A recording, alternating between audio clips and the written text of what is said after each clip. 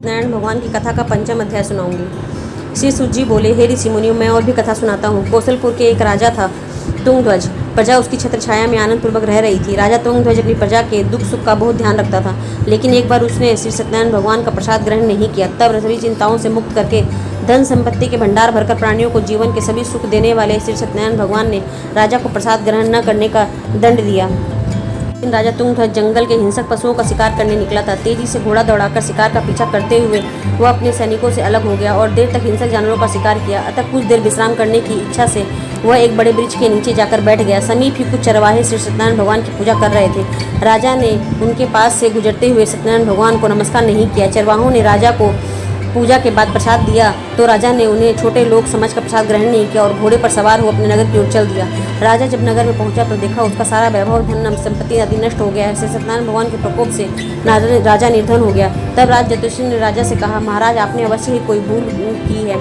अगर आप इस भूल का प्रायश्चित कर ले तो सब कुछ पहले जैसा हो जाएगा। राजा को तुरंत अपनी भूल का स्मरण हो आया।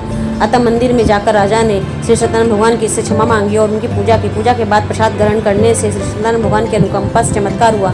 राजा का खोया हुआ वैभव पुनः लौट आया। श्री सत्यनारायण भगवान की अनुकंपा से जीवन के सभी सुखों का भोग करते हुए अंत में राजा तुंगध्वज वैकुंठ धाम को गया और मोक्ष को प्राप्त किया। श्री सत्यनारायण भगवान के व्रत पूजा को जो भी मनुष्य करता है उसके सभी दुख चिंताएं नष्ट होती है। उसके घर में धन धान्य के भंडार भरे होते हैं।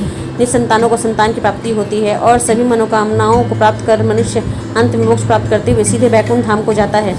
श्री सूत जी ने कुछ पल रुककर कहा, हे श्रेष्ठ मुनियों, श्री सत्यनारायण भगवान के व्रत को पूर्व जन्म में जिन लोगों ने किया उन्हें दूसरे जन्म में भी सभी तरह के सुख प्राप्त हुए। वृद्ध सतानंद ब्राह्मण ने पूर्व जन्म में सत्यनारायण भगवान का विधिवत व्रत किया तो दूसरे जन्म में सुदामा के रूप में भगवान की पूजा करते हुए अंत में मोक्ष को प्राप्त कर वैकुंठ धाम को चला गया। उल्कामुख राजा अगले जन्म में राजा दशरथ के रूप में मोक्ष को प्राप्त करके वैकुंठ को गए।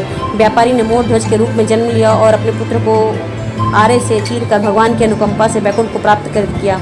राजा तुंगध्वज अगले जन्म में मनु के रूप में जन्म लेकर भगवान का पूजा पाठ करते हुए लोकप्रिय होकर सत्कर्म करते हुए मोक्ष को प्राप्त कर वैकुंठ धाम को चले गए। हे ऋषि मुनियों, सत्यनारायण भगवान का व्रत और पूजा मनुष्य को सभी चिंताओं से मुक्त करके धन संपत्ति के भंडार भरकर अंत में जन्म जन्मांतर के चक्रव्यूह से मुक्ति दिलाकर मोक्ष प्रदान करता है। जय श्री सत्यनारायण भगवान।